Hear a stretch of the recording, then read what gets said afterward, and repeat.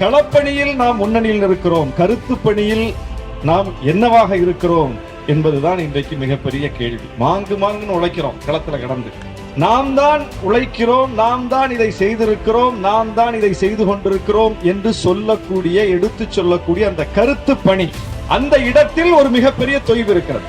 அதனால்தான் நம்மை பற்றிய எதிர்மறையான சிந்தனைகளை ஊட்டக்கூடியவர்கள் அந்த கருத்துக்கள் எல்லா மட்டத்திலும் ஆதிக்கம் செலுத்திக் கொண்டது. எனவே களப்பணிக்கு ஈடாக, இன்னும் சொல்ல போனால் களப்பணியை விடவும் கூடுதலாக கருத்து பணி செய்ய வேண்டிய தேவை இருக்கிறது. இன்றைக்கு இந்தியாவாக இருப்பதற்கு காரணமாக அமைந்த 2024 நாடாளுமன்ற தேர்தல் முடிவுகளை பல கோணங்கள்ல ஆய்வு செஞ்சு எழுதப்படக்கூடிய தேர்தல் 2024 மீளும் மக்கள் ஆட்சி என்ற புத்தகத்தை என்று உங்கள் முன்னே வெளியிடுவதில் நான் மிகுந்த மகிழ்ச்சி அடைகின்றேன், பெருமை அடைகின்றேன். இதில் ஒரு முக்கியமான கட்டுரை இடம்பெற்றிருக்கிறது.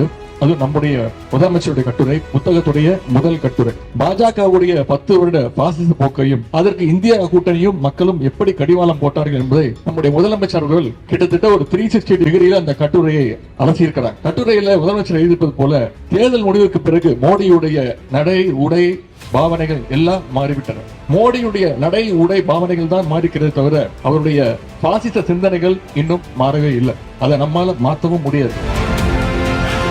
தமிழ்நாட்டுல புயலே அடிச்சாலும் வெள்ளமே வந்தாலும் எட்டி பார்க்காத மோடி அவர்கள் தேர்தல் அறிவிச்ச உடனே அந்த 2-3 மாசத்துல மட்டும் 8 முறை தமிழ்நாட்டுக்கு மீண்டும் மீண்டும் வந்தார். தமிழ்நாட்டுல ரோட் ஷோ நடத்தின பாஜகவை தமிழ்நாட்டு மக்கள் நடு ரோட்ல விட்டாங்க.